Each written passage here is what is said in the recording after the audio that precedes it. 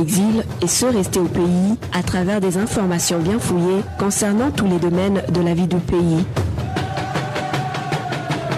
Le magazine Humura Burundi est diffusé sur le web via le site de la RPA www.rpa.bi. Humura Burundi.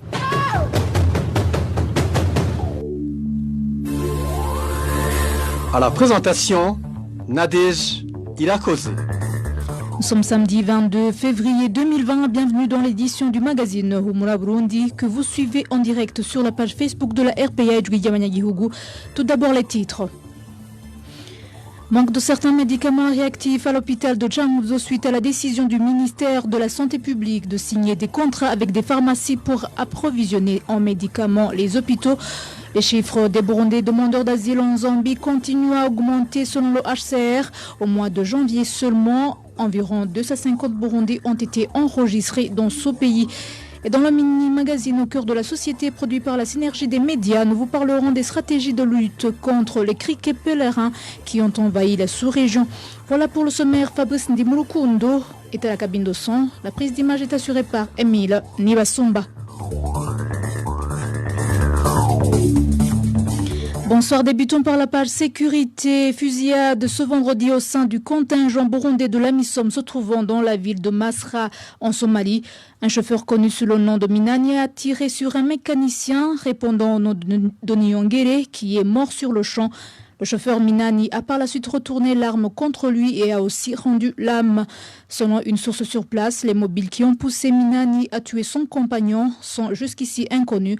La rédaction de la RPA a cherché à connaître la version de la Force de défense nationale, mais le colonel Floribert Biyeleke, porte-parole, n'a pas répondu à nos appels.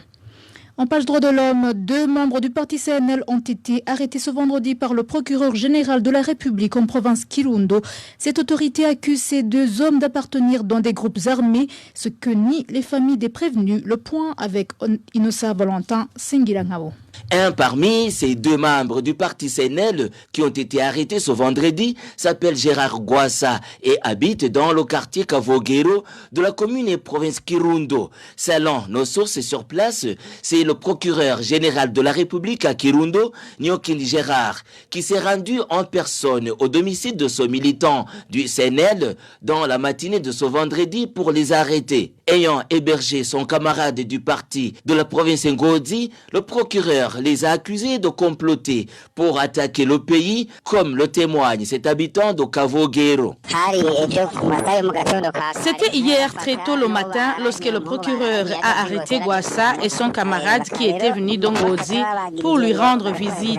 En les arrêtant, le procureur les a accusés de faire une réunion illégale car le visiteur portait une casquette avec un signe du parti CNL. Les 2 ont été conduits dans les cachots de la police judiciaire avant d'être transférés dans les cachots du service national de renseignement à Kirundo. Le procureur général de la République à Kirundo accuse ces 2 prévenus d'appartenir à des groupes armés. Une accusation rejetée par les familles de ces derniers. Hier, le procureur général de la République à Kirundo a lui-même dit que les 2 prévenus sont des rebelles et qu'ils doivent être jugés. C'est une fausse accusation car ils ont été arrêtés chez eux alors que les rebelles sont dans les forêts. Contacté à ce propos, le procureur général de la République à Kirundo, Gérard Nyokindi, s'est refusé à tout commentaire. Merci Noussa Valentin. Les 4 journalistes du groupe de presse Iwachu totalisent aujourd'hui 24 jours en détention à la prison de Bubanza, accusés de tentative impossible d'atteinte à la sûreté intérieure de l'État. Christine Kamikazi, Agnès Ndilubusa, Terence Mozenzi et Egide Harerimana ont été condamnés à 2 ans et demi de prison ferme et à une amende d'1 million de francs burundais chacun. Ce vendredi, leur avocat a interjeté appel.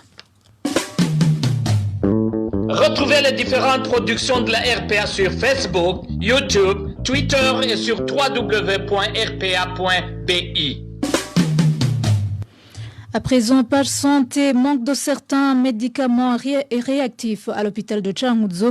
Son manque s'est manifesté depuis que le ministère de la Santé publique a pris la mesure de signer des contrats avec des pharmacies qui approvisionnent les hôpitaux. Les détails avec Balthazar Mevuru.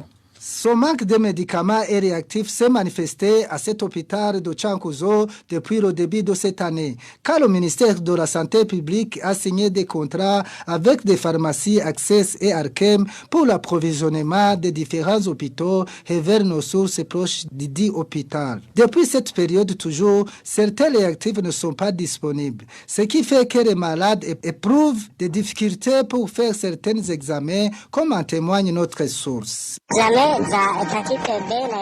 Les examens de l'hépatite C et un autre examen appelé sérotexo fait aux femmes enceintes ne sont plus faits. Un autre problème signalé à cet hôpital est le manque de Bactrim pour prévenir contre les maladies opportunistes données aux personnes vivant avec le VIH-Sida et l'antibiotique appelé Kralofa. Contacté le médecin directeur de l'hôpital de Changuzo, Adere Niyonsaba a nié cette information. De son côté, le médecin de district de Changuzo, Gedeon Ngendakumana, a dit qu'il n'a encore reçu le rapport de la pharmacie de cet hôpital de Changuzo.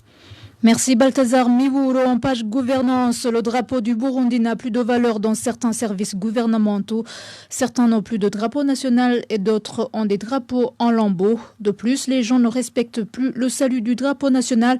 Les détails avec Marie-Ange Irakodze. Dans certains bureaux et établissements, hôpitaux, centres de santé, tribunaux et autres services, il n'y a plus de drapeau national. Selon les informations en provenance de ces services étatiques, les autorités remarquent cela mais ne prennent aucune décision. À certains endroits, on observe des drapeaux usés ou en lambeaux. La situation est pire en ce qui concerne les drapeaux de l'unité nationale et celui de la communauté est-africaine. On trouve ces derniers au seul bureau provincial. Par ailleurs, les gens ne respectent plus le salut du drapeau national car ne s'arrêtent plus au moment de hisser des couleurs nationales. Ainsi, ceux qui enseignent l'amour de la patrie ont encore du pain sur la planche, précise une source. Lorsque la pluie tombe ou quand il fait nuit, les plantons font descendre le drapeau pour le hisser le matin. Le personnel ou les élèves saluent le drapeau national déjà hissé d'avance et flottant au-dessus du mât. Toutes ces manœuvres se font pour protéger l'usure précoce du drapeau, explique une source auprès de ces services étatiques. Selon toujours ces informations, le drapeau s'achète seulement à Bujumbura et à un prix exorbitant de 50 000 francs burundais, un prix au-delà de la bourse et de certains services de l'État. Depuis l'arrivée au pouvoir du parti CNDD-FDD, il est interdit de faire descendre le drapeau national dans n'importe quelle circonstance. Le personnel de certains services de l'État dans différentes provinces du pays demande au gouvernement soit de leur donner gratuitement les drapeaux ou soit de diminuer son prix et les rendre disponibles au niveau des bureaux provinciaux. Marie-Ange Irakodze, en page agriculture, la population de la commune Gitega en province Gitega s'inquiète des escargots qui s'attaquent à leurs champs. Cette population craint que ces escargots ne provoquent la famine. Le point avec Emmanuel Ndaïchemiye. La colline la plus touchée est la colline Nyabututsi de la commune et province Gitega. La population de la colline Nyabututsi indique que leurs cultures sont menacées par ces escargots. Ces escargots ont attaqué avec le début de la saison pluvieuse. Ces escargots menacent les champs de haricots ainsi que les arbres fruitiers. La population de la commune Gitega affirme que si rien n'est fait dans les meilleurs délais, d'autres communes risquent aussi d'être touchées. Cela dit, il suffit que l'été ou la période du soleil commence, tous ces escargots meurent. Avec la période pluvieuse, les œufs laissés éclosent et c'est le même scénario chaque année. Il faudra donc trouver un système de les faire disparaître, sinon les champs seront chaque année attaqués et les autres communes vont être touchées. Nous avons essayé de contacter par téléphone Valentina Himana, administrateur de la commune Gitega, mais sans succès. Merci Emmanuel Ndaïchemiye. Parlons à présent réfugiés. À peu près 250 Burundais ont été accueillis en Zambie rien que pour le mois de janvier dernier. Ils sont demandeurs d'asile et la majorité est enregistrée à Lusaka, la capitale zambienne. Selon le HCR, le nombre de demandeurs d'asile burundais en Zambie va croissant. Le point avec Clovis Nyonzima. Selon un rapport du HCR sur les demandeurs d'asile en Zambie, au mois de janvier jusqu'au 31, la Zambie a accueilli 716 demandeurs d'asile. Parmi eux, 449 étaient des Congolais et 249 des Burundais et 18 provenaient d'autres pays. Pour ce même rapport en 2019, la Zambie avait enregistré 7914 nouveaux demandeurs d'asile, dont la majorité étaient des Congolais. Les nouveaux demandeurs d'asile burundais occupant la deuxième place. Le HCR constate dans son rapport l'augmentation progressive du nombre de Burundais demandeurs d'asile en Zambie. Pour ce rapport, ces Burundais entrent pas à plusieurs points, mais la grande majorité se font enregistrer à Lusaka, la capitale. Au total, ce rapport présente un nombre de 5880 Burundais réfugiés et demandeurs d'asile en Zambie. Avec fin 2019, un rapport produit par le HCR en mi-janvier montre que le nombre de réfugiés burundais dans son ensemble s'est élevé à 333 554. Les plus récents des rapports de cette organisation onusienne font remarquer la croissance de demandeurs d'asile burundais, surtout dans le pays comme le Congo, l'Ouganda et le Rwanda.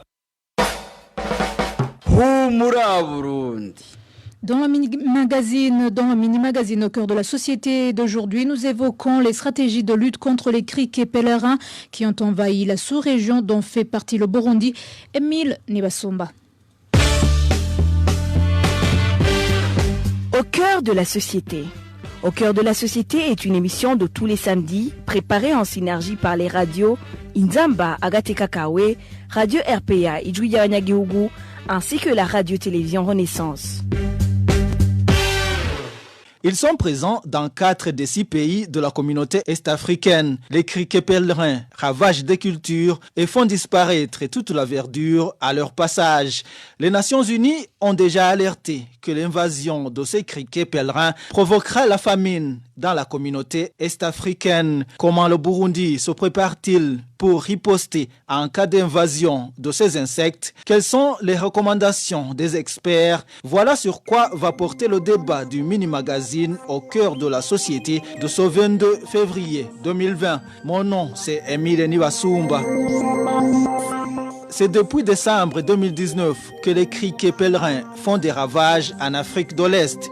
La Somalie, le Sud-Soudan, le Kenya et récemment l'Ouganda et la Tanzanie, tous ces pays privilégient la pulvérisation des pesticides chimiques, parfois à l'aide des drones et des avions. Un autre moyen de lutte utilisé dans ces pays, c'est la consommation humaine. Il y a plus d'une semaine, les Nations Unies ont alerté sur une éventuelle famine qui sera provoquée par l'invasion de ces criquets en Afrique de l'Est. L'ONU a déploré le fait qu'elle avait seulement collecté 20 millions de dollars sur 76 millions nécessaires pour aider les pays de l'East African Community à contenir cette invasion des criquets pèlerins. Le haut responsable des affaires humanitaires à l'ONU, Mark Lowcock, a signalé que c'était urgent. There was a swarm of, we think, between 100 and 200 billion. Nous estimons l'effectif de ces criquets ravageurs se trouvant actuellement au Kenya entre 100 et 200 milliards. Ils occupent actuellement 2400 km² de terrain. Ici, il dit qu'en une seule journée, ces criquets consomment une quantité qui peut nourrir 84 millions d'habitants. Ces criquets n'ont pas encore franchi le territoire burundais. Le ministre de l'Agriculture, de l'Élevage et de l'Environnement a toutefois précisé que la sensibilisation de la population allait commencer. Le ministre Deogi Derurema a également recommandé des comportements à adopter en cas d'invasion. Que les moyens de lutte privilégiés pour le moment, c'est le ramassage et la consommation de ces criquets pèlerins.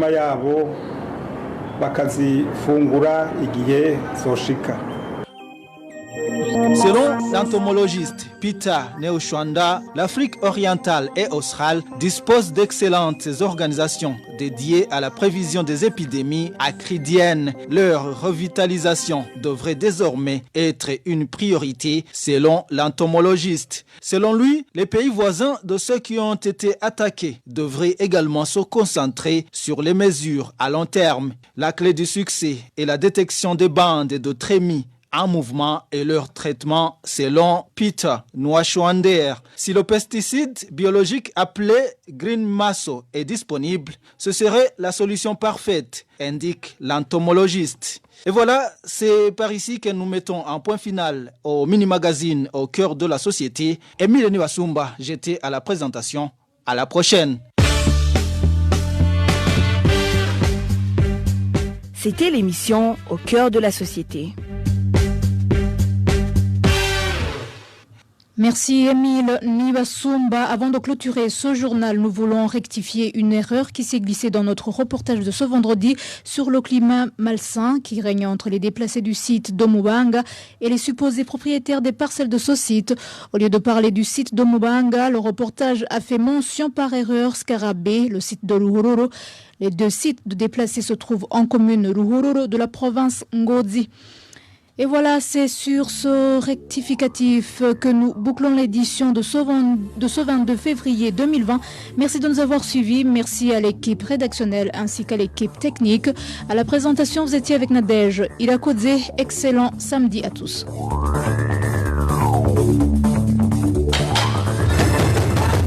C'était le magazine Rumura Burundi. Un magazine comptant pour relier les Burundais en exil et c'est toujours au pays à travers